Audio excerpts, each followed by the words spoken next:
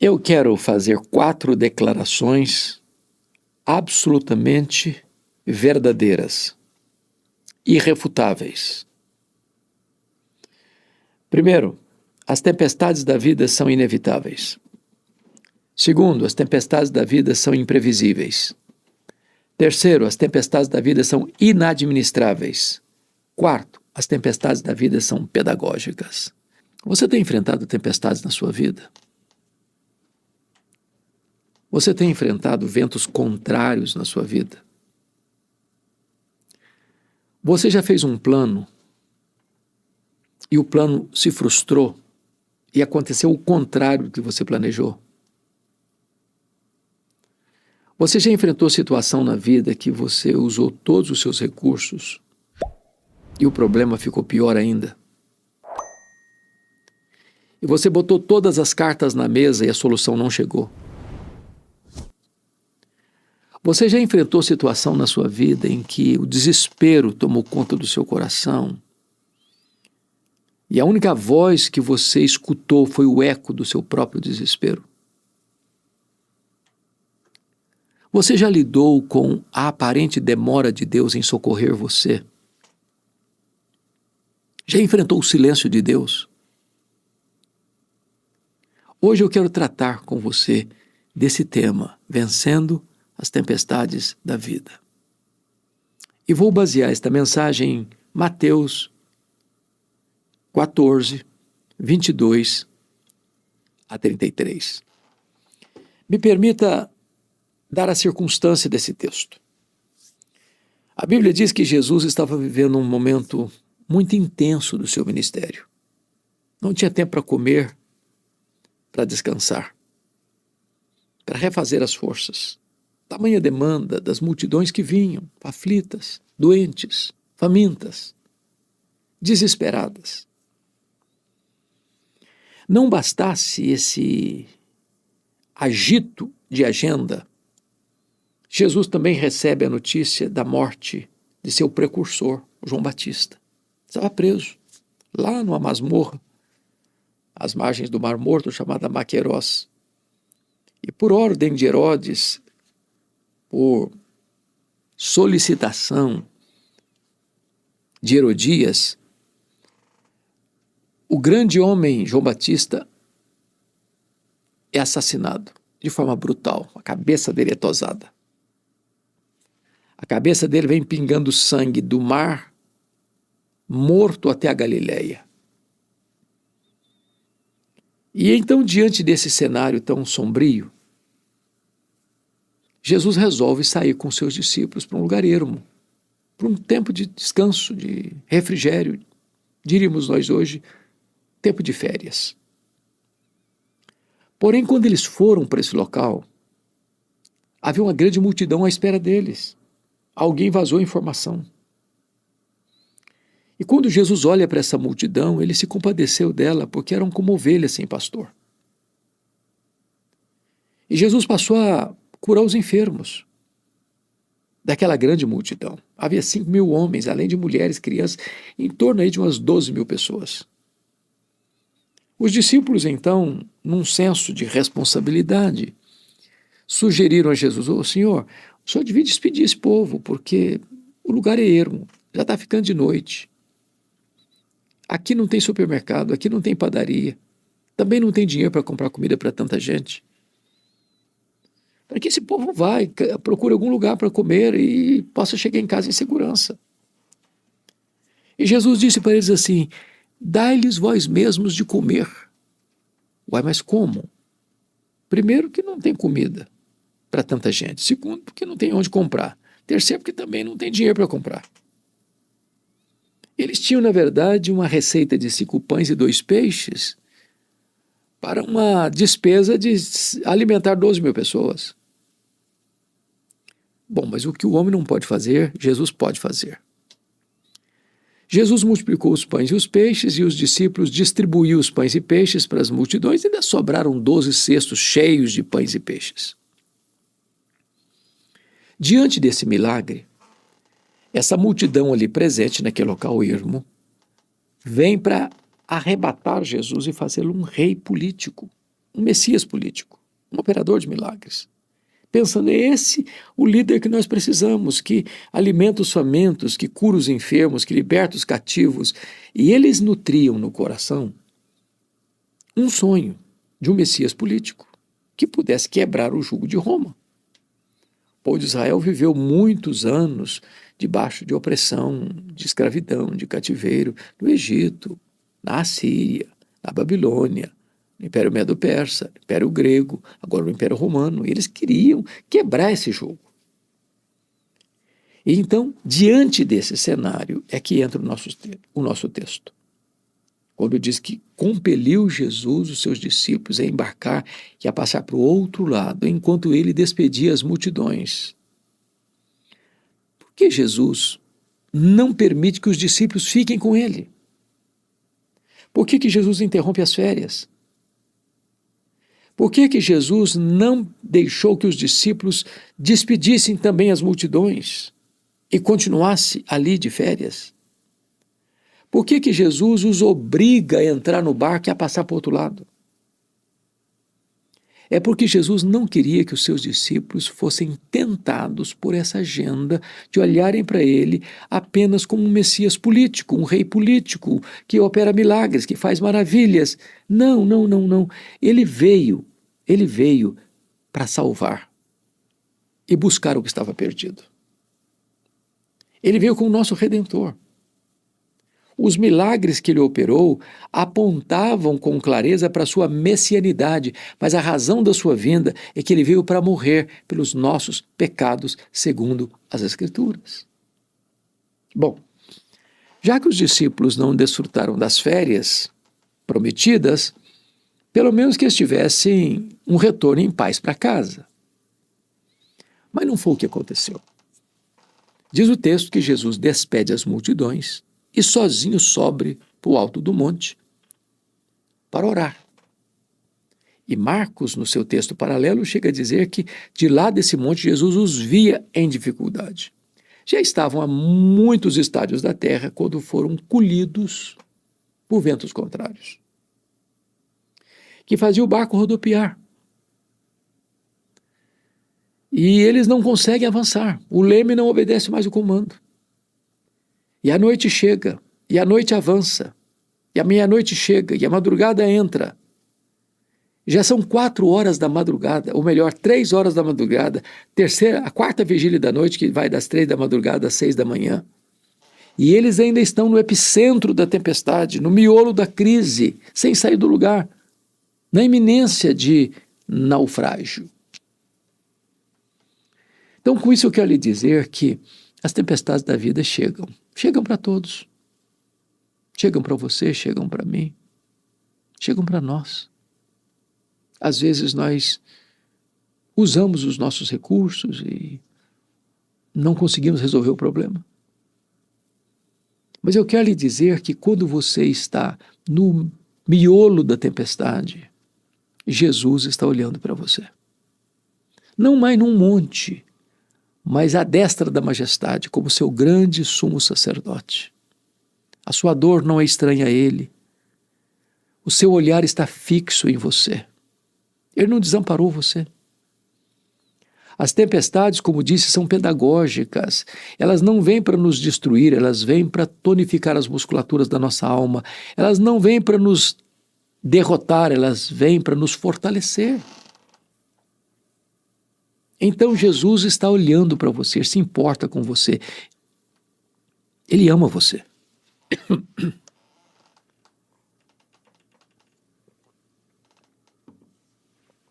Quero lhe dizer que Jesus Cristo sempre vem ao nosso encontro. E ele vem quando nós já achamos que a solução não pode mais acontecer. Na quarta vigília da noite, no último furo da correia, na última volta do ponteiro, quando você já foi tentado a jogar a toalha, desistir, dizendo, agora não tem mais jeito. Pois exatamente quando os recursos da terra se esgotam, os recursos do céu permanecem disponíveis. Quando você tem os seus recursos completamente esgotados, Jesus tem todo o poder. Para ele não tem problema insolúvel.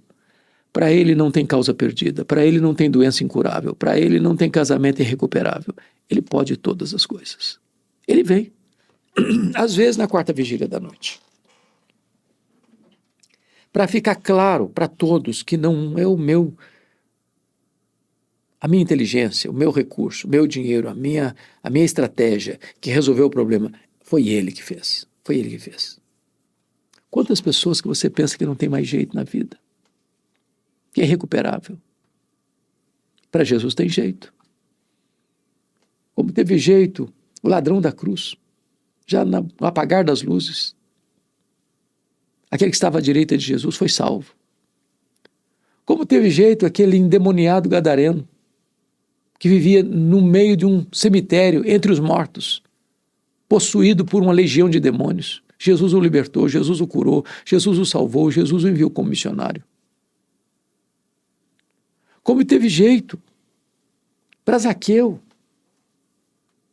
o coletor de impostos que roubava as pessoas, se enriquecia ilicitamente. Como teve jeito para Maria Madalena, que era possuída por 7 demônios, e Jesus fez dela uma missionária, a primeira testemunha da sua ressurreição. Como tem jeito para você, como tem jeito para mim, como tem jeito para nós. Como teve jeito para aquele leproso, tomado de lepra, que chega diante de Jesus e diz: se tu quiseres, tu podes purificar-me. Jesus diz: eu quero, fica limpo. Imediatamente ele ficou limpo. Como teve jeito para aquele paralítico lá de Betesda, há 38 anos, numa cama. E Jesus disse: queres ser curado? Então levanta-te, toma o teu leito e anda. E ele se levantou e pôs-se a andar. Para Jesus não tem problema insolúvel. Ele vem. Ainda que na quarta vigília da noite. Mas veja ainda, coisa interessante, ele vem andando sobre as águas. Ele não vem de maneira convencional. E por que ele veio andando sobre as águas? Para mostrar para os discípulos que aquilo que estava conspirando contra eles, ameaçando a eles, intimidando a eles, estava literalmente debaixo dos pés de Jesus. Jesus é maior que o seu problema. Jesus é maior que a sua tempestade. Ele vem colocando debaixo dos seus pés aquilo que ameaça e intimida você. Mas ainda, Jesus vem para corrigir as nossas ideias, às vezes confusas. Porque quando os discípulos viram de madrugada alguém andando sobre as águas, eles concluíram: é um fantasma. E tomados de medo gritaram. Aquela região da Galileia era eivada de muita influência gentílica. Foi por isso que quando Jesus perguntou aos discípulos lá na Galileia, lá em Cesareia de Filipe, quem dizem os homens ser o Filho do Homem, responderam: uns dizem que tu és Elias, outros dizem que tu és João Batista, outros dizem que tu és Jeremias, outros dizem que tu és alguns dos profetas. O problema é que, exceto Elias, que tinha sido trasladado vivo, os outros estavam mortos. Eram crendices espiritualistas perigosas. A solução está chegando para eles e eles acham que a solução é mais um problema. Porque quando a teologia é ruim, não tem consolo. A teologia falsa produz tormento, produz medo. Só a verdade liberta. Só a verdade traz paz. Só Jesus pode resolver o nosso problema. E então Jesus dá mais um passo e diz assim: tende bom ânimo, sou eu, não tenham medo. O que mais eles precisavam era de bom ânimo, o que já tinham perdido. Pelo menos 9 horas eles tinham passado no meio daquele mar tempestuoso, na iminência do naufrágio, a morte mostrando para eles a sua carranca. Mas por que Jesus faz isso? A Bíblia relata 2 episódios onde Jesus acalma a tempestade no mar da Galileia. No primeiro episódio, primeiro Jesus acalmou o mar e o vento para depois acalmar os discípulos. Aqui, primeiro Jesus acalma os discípulos para depois acalmar o vento e o mar. Por quê? Por que ele muda de metodologia?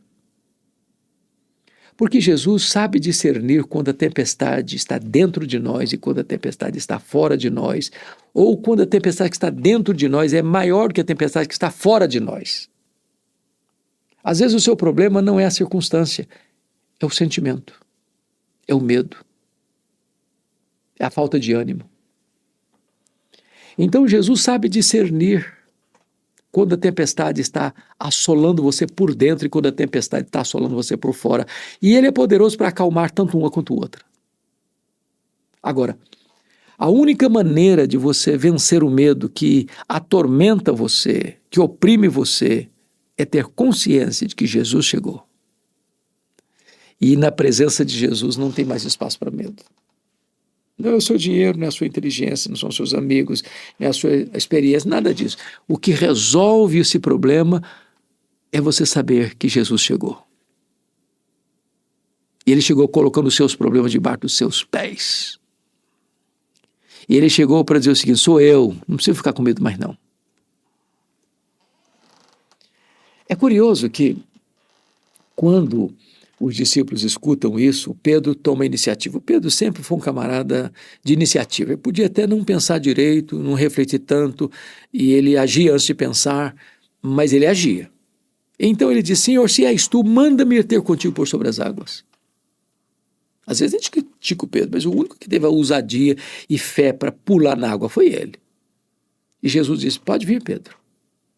E eu imagino a experiência de Pedro andando sobre o mar da Galileia, as ondas encrespadas, o vento soprando, e ele andando como se estivesse pisando em terra firme. Mas diz a Bíblia que de repente, observando a força do vento, teve medo e começou a afundar. Se você está criticando Pedro por isso, eu quero dizer que Pedro está aqui. E o Pedro mora debaixo da nossa pele. E o sangue de Pedro corre em nossas veias, e o coração de Pedro bate em nosso peito. Nós somos Pedro. Quantas vezes nós desviamos também o olhar de Jesus e começamos a reparar na força do vento? Quantas vezes a gente deixou de olhar para Jesus e duvidou e passou a ter medo? O que me encanta também em Pedro é que quando ele começa a afundar, ele não tenta dar uma de valentão e nadar e superar o problema. Não, ele grita: socorre-me, Senhor. E prontamente Jesus estendeu a mão e o tirou das gargantas da morte. E Jesus, então, o adverte de maneira doce: homem de pequena fé, por que duvidaste? Onde tem dúvida, não tem fé. Onde tem fé, tem certeza, porque fé é certeza, é convicção. Mas Jesus não veio apenas para colocar os problemas debaixo dos seus pés, não apenas para socorrê-los na quarta vigília da noite, mas Jesus veio também para acalmar a tempestade, porque ambos subiram para o barco e o vento cessou. Quando Jesus sobe no barco da nossa vida, a bonança chega, a paz chega, a vitória chega, a bênção chega. E diz o texto, lá em João 6, que é o texto paralelo deste, que eles chegaram no porto do desejado. E eu quero dizer para você que também nós chegaremos ao nosso porto desejado. Não no mar da vida, não no Atlântico, no Pacífico, no Mediterrâneo, ou no Índico, ou no Egeu, ou no Jônico, ou no Mar Negro. Não, nós chegaremos no porto celestial, salvos e seguros. Como diz o Salmo 84, vamos indo de força em força. Cada um de nós comparecerá diante de Deus em Sião. Como diz o Salmo 73, o Senhor nos pega pela sua mão direita, nos guia com seu conselho e nos recebe na glória. Nada nem ninguém pode nos arrancar dos braços de Jesus, e nada nem ninguém pode nos separar do amor de Deus que está em Cristo Jesus. Nós chegaremos salvos e seguros. Mas eu quero concluir perguntando para você assim: bom, por que Deus permite tempestade na vida de seus filhos? Esse é o grande problema filosófico. Se Deus é bom e ele é poderoso, por que ele não termina com sofrimento? Se ele é bom, por que ele permite? Se ele é poderoso, por que ele não tira o sofrimento? Talvez o verso 33, o último versículo do texto lido, do texto abordado, Mateus 14, 22 a 33, nos ajude a entender. Porque está escrito lá que os discípulos então o adoraram e disseram: verdadeiramente és filho de Deus. A tempestade da vida amacia o nosso pescoço, flexibiliza a nossa nuca e nos faz encurvar. O nosso problema é chamada dura cerviz, pescoço duro, nuca dura, não se curva. Nós aprendemos mais nos dias de tempestade que nos dias de bonança. Nós crescemos mais nos dias de escassez do que nos dias de sobra. Nós buscamos mais a Deus no vale do que nos montes. Mais pessoas se voltam para Deus para adorá-lo quando estão sofrendo que quando estão celebrando. Aqueles discípulos já conheciam Jesus. O próprio Pedro deu uma demonstração, disse: se és tu, manda-me ter contigo. É claro que eu conhecia Jesus, ele sabia que Jesus tinha todo o poder, ele tinha visto tantos milagres, eles todos tinham visto tantas maravilhas que Jesus já tinha operado. Como eles acabaram de ver Jesus multiplicando pães e peixes para uma multidão. Mas agora eles tiveram a experiência da vida deles, não da vida dos outros. Porque eles viram Jesus curar, eles viram Jesus libertar, eles viram Jesus alimentar, mas agora eles foram o alvo da tempestade e Jesus agora vem ao encontro deles para libertá-los. E eles então dizem: verdadeiramente és filho de Deus. Agora eles têm experiência não de terceiros apenas, mas eles têm a sua própria experiência com Deus, com o Senhor Jesus. Eles venceram a tempestade quando Jesus chegou para acalmá-los e acalmar as circunstâncias. Eu não sei que tipo de tempestade você está enfrentando na sua vida hoje. Talvez uma enfermidade sua ou de alguém que você ama. Enquanto eu estou gravando esse podcast, estou com o netinho numa situação gravíssima num CTI de hospital. Todo dia chega uma notícia mais pesada que outra, e o povo de Deus clama e ora, e Deus dá um sinal do seu favor, e nós estamos esperançosos de que Deus dê a ele uma sobrevida, e ele possa crescer saudável fisicamente, mentalmente, emocionalmente, espiritualmente, para a glória de Deus. Talvez você esteja enfrentando um problema, uma tempestade no seu casamento. Talvez você esteja enfrentando uma tempestade na sua família, com seus filhos. Talvez uma tempestade financeira, você está numa crise financeira medonha. Talvez você esteja numa crise, uma tempestade emocional, uma depressão, uma ansiedade, um estresse, um cansaço, um burnout. Talvez você esteja enfrentando uma tempestade espiritual. Talvez você cometeu algum deslize, algum erro, algum pecado, e você está debaixo do chicote da culpa e sob a mira do acusador. Hoje você pode encontrar solução para essa tempestade, pois Jesus vem ao seu encontro. Sempre vem, ainda que na quarta vigília da noite, para colocar este problema debaixo dos pés soberanos do Senhor Jesus, para acalmar o seu coração e acalmar a sua tempestade, e levar você para o porto seguro, a fim de que você o adore, que você tenha uma experiência pessoal com Ele, a ponto de afirmar: verdadeiramente és filho de Deus. Deus abençoe sua vida, Deus abençoe seu coração. Grande abraço a você e que Deus dê paz e bonança para sua alma.